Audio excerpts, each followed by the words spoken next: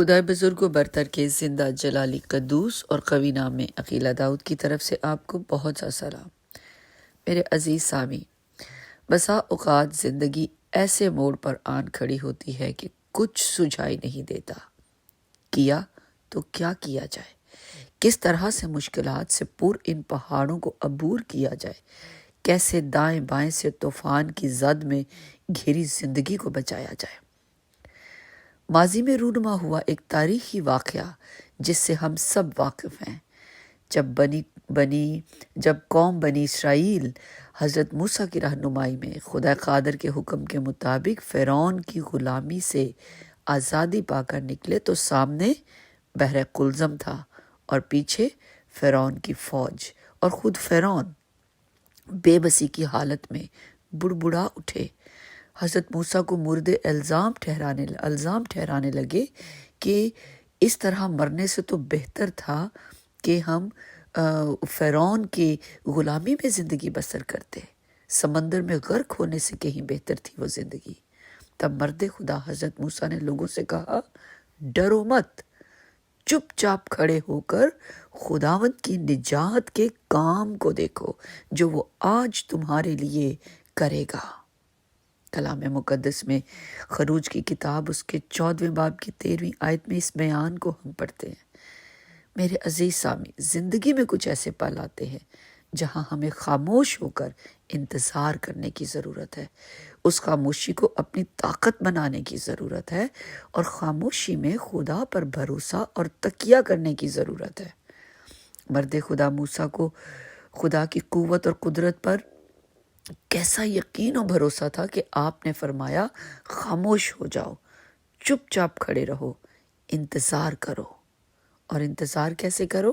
صبر کے ساتھ، نہ کہ بڑبڑا کر، نہ کہ کسی کو مرد الزام ٹھہرا کر، مایوسی اور نا امیدی اور بے یقینی کی حالت میں جا کر نہیں، بلکہ خدا پر، اس کی قدرت کاملہ پر ایمان سے بھروسہ رکھ کر کہ وہ اپنا نجات بخش ہاتھ بڑھا کر مصیبتوں کے پہاڑ کو میدان کر دے گا، تکلیفوں کے صحرا میں بھی ایک چشمہ بنا دے گا، ایک رستہ بنا دے گا، خشک اور خستہ روح کی تازگی کے لیے فضل کے چشمے کو جاری کرے گا۔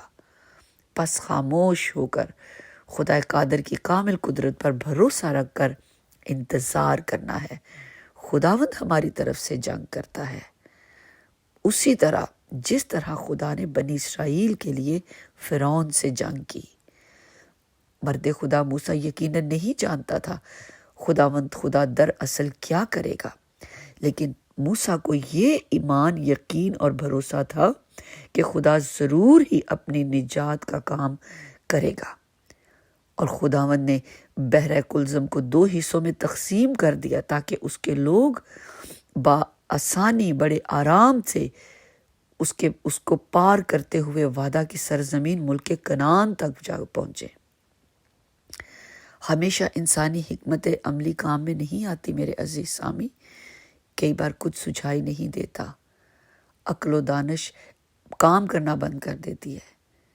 الہی عقل کا تقاضا یہ ہے، ایسے میں صبر، حوصلے اور خدا پر ایمان، یقین اور بھروسہ رکھتے ہوئے رک جائیں، خاموش ہو جائیں، ادھر ادھر ہاتھ مارنا بند کر دیں، ٹھہر جائیں، اپنی دنیاوی عقل کے تحت حکمت عملی سے اجتناب برتے اور خدا کی حکمت عملی سے کام کرنے دیں، خدا کو رہائی اور نجات کا کام کرنے دیں۔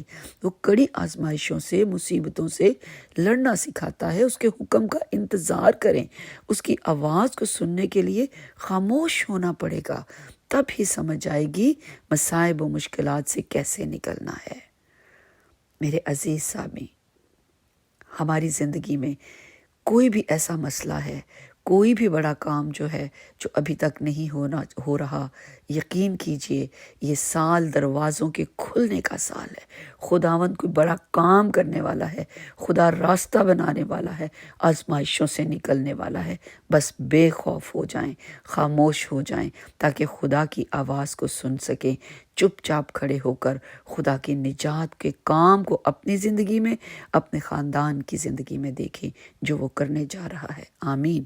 خداوند آپ کو، آپ کے گھرانے کو کثرت سے اپنی برکات سے مالا مال کرے، اور میری دعا ہے اس سال میں ہر دروازہ کھلتا جائے آپ کے لیے، اور جو کھلا دروازہ ہے اس کی پہچان آپ کر پائیں۔